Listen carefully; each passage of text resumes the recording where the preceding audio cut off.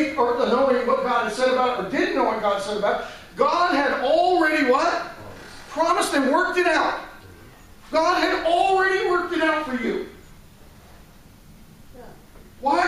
Yeah. God already worked it out for you. Do you know what stops us from getting through? What we do to get involved, not what God's done to get us through. Wow, that's so true. Seriously, are you getting this?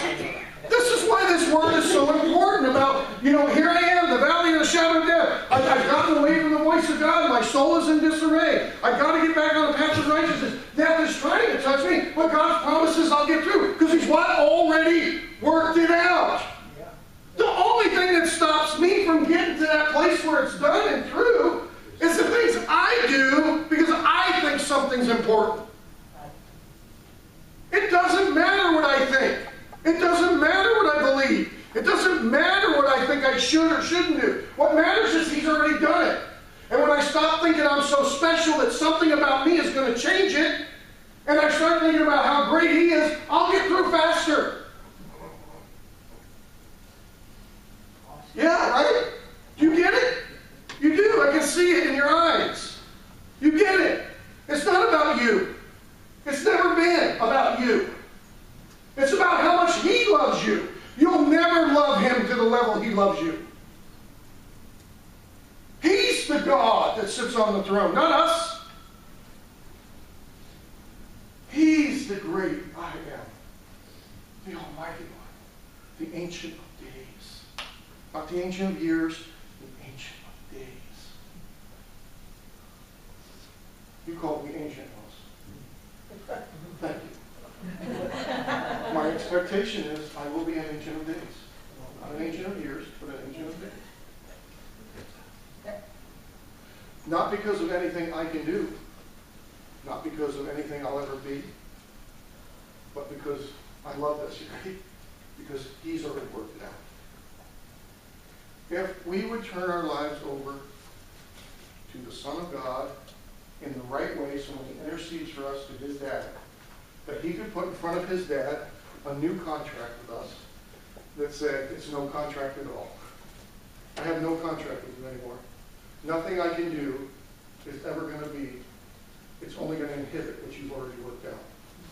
All I want to be is where You've worked it out. There's nothing about me that's special. Everything that's special is You, Dad. Dad, You're special. Jesus, You're special. Holy Spirit, You're special. And all the things I've tried to do because I thought I was helping you out are the one things that have been slowing me down, because guess who already worked it out? This is an Abrahamic promise that's in the New Testament that came from the Old Testament. That nothing, listen to this, you need to hear this. Nothing's changed. The promise is a better covenant and a better promise than we had before because of what Jesus did. Which means the things that God has worked out for us without our intervention and without our help are even better than they were for the people who were back then. The jobs that you're going to get, the people that you're going to meet, the places that you're going to go. And when God compliments you and says, look at this great one, how wonderful they've been doing, go ahead. Give them a little heartache. They won't turn on me because the promise is part of that covenant. 7 times better will come to you after you're done. It's not about us. If people say, well, great sermon, great this, great that. No. They're not going to stick with those things. I don't know anything. I know my dad. I love His Word. I know a lot about His Word. I mean, that's faith. I know a lot about His Word. And I love that fact that I have that relationship with Him. But whatever comes out of this mouth during these times, other than when the boys are having dinner spit was, that's not mine. That's the boy in me. The rest of it is His. It all belongs to Him. When it changes your life, it's His words that change your life, not the person who presented it. When something good happens to you or something bad happens to you, it's got to do with what He's working out for you. Did you understand that next step for you to go through is what was going to lead you to that door you always wanted? In your relationships with people and stuff, there's going to be things, the doors that you go through, and God's going to open a door and slam another one. And it's going to lead you to the person or the place that you're supposed to be. Their finances. God's going to bring people into your life, and things are going to happen. It's going to lead you to this place God wanted you, already prepared for you in life. When it comes to, your relationships with other people and friends, He's going to bring you through a lot of different people, and all of a sudden you're going to have certain people in your life that will tie to you for the rest of your life. You are, like brother and sister, or brother and brother, or sister and sister. You're going to be friends that way because God's done this. It's something God already worked out before time ever started. And it's not going to be based on anything you do. Here's something, since Leah and Nick are here today, and they won't be here all the time, so I want to use Leah for one more example. Years ago, when I first met her and her mom, it was at the Fern Prairie Grange Hall. We were doing church there. And her and her mom came, and I didn't like wearing a suit. I rarely wear a suit. When I come here, I like to wear those little pullover things. One, because I feel fat most of the time. I'm trying to lose weight. There's one picture on that board I really still hate. I want to take off. I keep telling you I want to take it off. But it reminds me I need to lose weight. Really, it's really bad. So bad. Now you're all going to go look at it.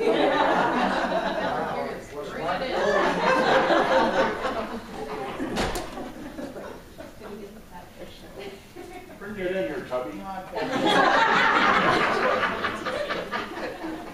Shut up, Tom.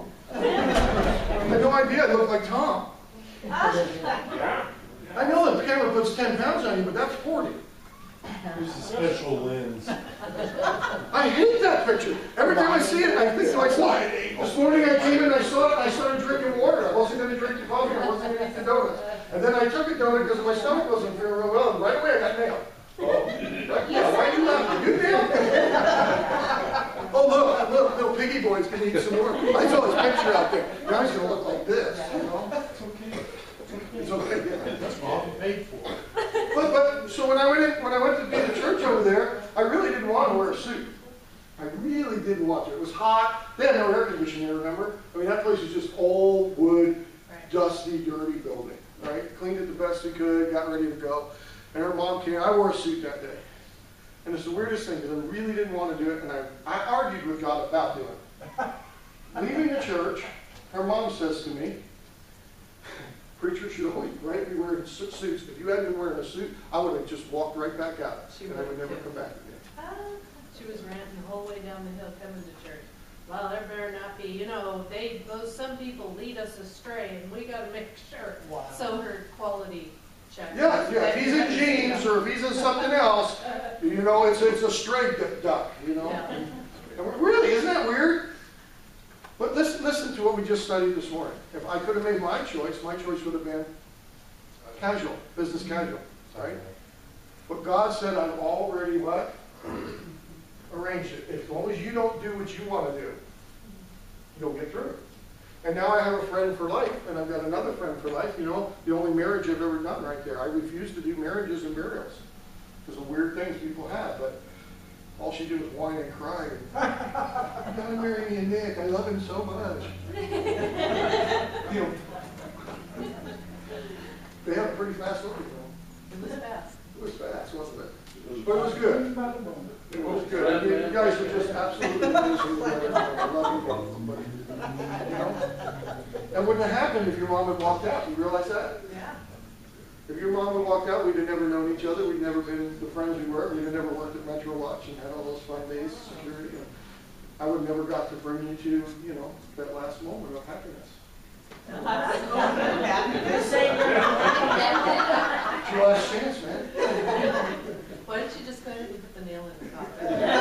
I'm not doing the burial. It's not going to happen. Come on, please. You're the one going to live to 100. God's changing me. Is that okay? Certain things that I've said I won't do and don't want to do and want to do. And, even this lesson, it tells me that God's already prearranged it and that the things that I keep saying I won't do or don't want to do are things that are maybe holding me back from being the person He intended me to be. We all grow, right? You know as much as you want about God's Word and you can still not listen to it. Is that true? So, Amanda called me, Amanda Thulman. Yeah, I'm telling. She said she has a friend that would like to get married, and would I be interested in helping out? And I told her I needed a few days to think about it. And I needed this lesson to think about it. So you can tell her that if that's what she'd like, we can work on it and talk about it. And you'll always be the first. You really, in a way, will always be the last. But for me, some things have to change for this church to grow. It's not all about you guys. You do know that's not all about you, right? There are some things that I have to take responsibility for. Wait, what? And so, one of the things that I need to change is that as we grow, there are going to be people, families that want to come into the church. They're going to have a heartfelt connection to us, right, as family. And they're going to want us to do things. And they're not going to want just somebody pulled off the street to come to officiate those kind of things that are important to them. And so, as much as I really don't know her as well as I know you guys, it's a good start to say, if they really want to do that, we'll go ahead and take care of it. And it'll open a door to helping others going forward. But you two need to know, you'll always be the first.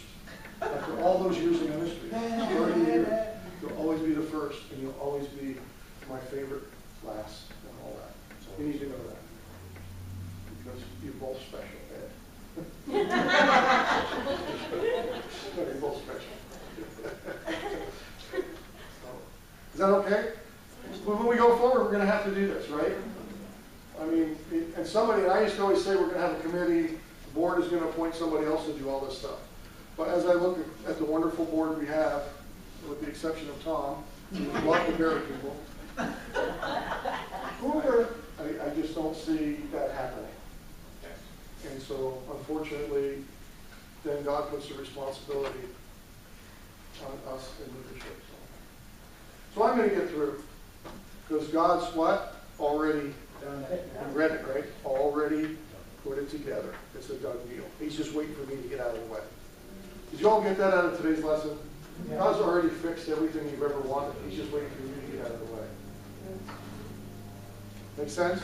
So when it said that Abraham was fully persuaded, you do understand it had nothing to do with Abraham.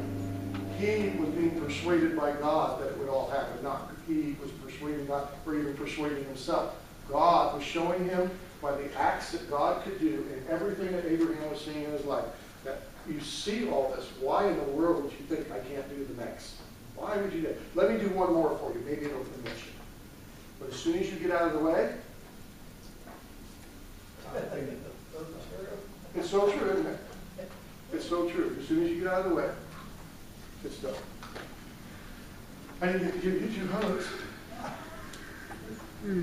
James, I'm so glad to see you.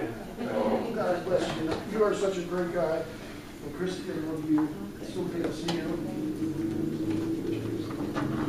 All right, well, let's take an offering, and then, any questions? Kathy, did you, a lot of people can come in, you were announcing Wednesday night, could you talk about Wednesday night again? Repeat Wednesday night so everyone hears, please. Oh, okay, so we have got a place for Wednesday nights at the Christian Bible Church. It's right across from Dairy Queen up on Main Street. We'll be there. The doors open at 6. We start at 6:30. If you get there later than 6:30, there'll be a number on the door, which will probably be Serena's number. You'll call. They'll come up and unlock the door for you so you can get in. Try and be there between 6 and 6:30. We may leave somebody there at the door a little later than 6:30, but we are actually going to get started downstairs at 6:30. So Amanda will start her song at 6:30. So even if you were to maybe post somebody at the door through that 4 or 5 minutes of song time, so you basically have 6:35 or so to get in the door with somebody standing there. If you get there and nobody's at the door, then there'll be a number for Serena to call, and she'll come up and she'll open the door for you, or one of us will come up and open the door for you. Now, when you get to the church, you'll look at it. It's a brick building. It's got 2 big double doors. We're not going in the main entrances to the main sanctuary. You're going to go to the left side of the building. Dairy Queen's behind you. And as soon as you go down the wall of the building in the parking lot, you'll see one more door there. And that's the door that we go in. All right? It's going to be fun, so that you understand, those of you who haven't been here, what Wednesday nights are going to be. You will be putting together the Sunday message. You'll be doing the outline. God's going to give me the rest of it for the polish and the presentation. for Sundays, but you guys are actually gonna be putting together, you're gonna pick your topic, you're gonna pick what you wanna learn, what you don't wanna learn, you're gonna put it all together, and then we'll have an outline, and Heaven will put the rest of it for a Sunday.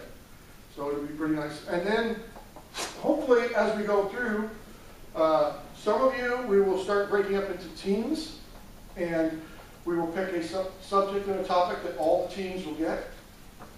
And you'll actually put together a little 15-minute sermon, and you will all present your understanding of what you got from that same thing and see how God works differently with each different group.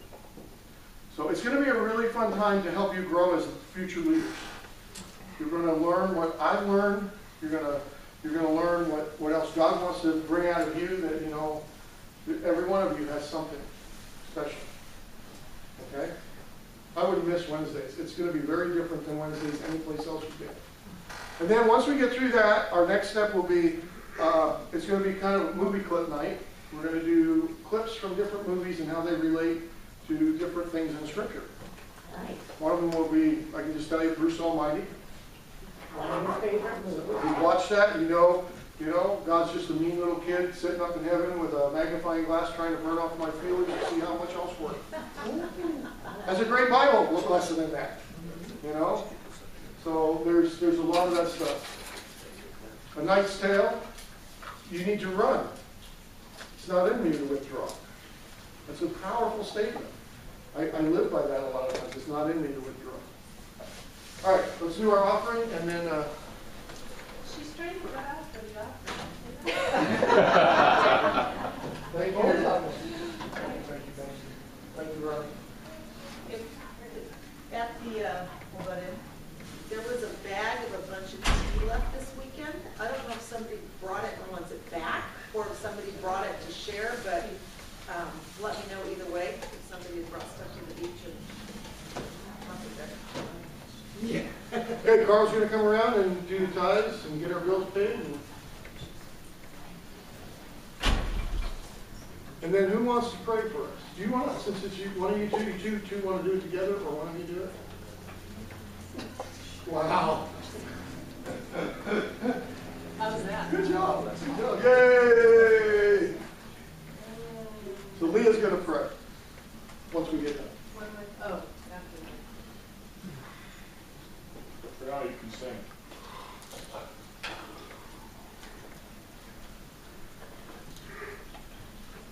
How many of you, without raising your hands, honestly in your hearts, you really, before we did this lesson, thought a lot of it depended on whether or not you believe something?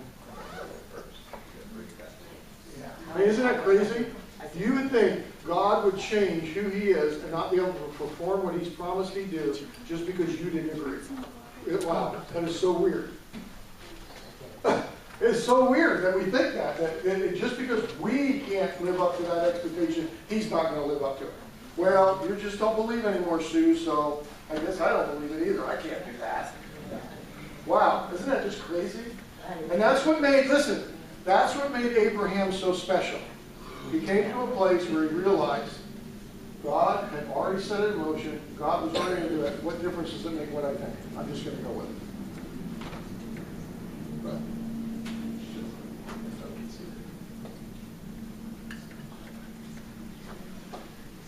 So Lord, we just thank you for this time that you showed us once again that you are the great I am, and it's always all about you, and it's not about us, and that however you do reward those who diligently seek you, and you just, we look up to you and we look to find you, and when we look to find you, we will see you, and we will know you. And it's our heart's cry to know you intimately, and even this today of giving to the house is us looking to know you more, and thank you that you are the rewarder. So we just thank you that it is all about you, and as you this week persuade us and show us those God signs of persuading us and giving us those moments of truth and clarity and you. So just thank you that we see you. Thank you that you're the end result. You're the beginning and the end. You're the all in all. And we just bless you with everything we have. And we want to put in all our chips and say that we're all in.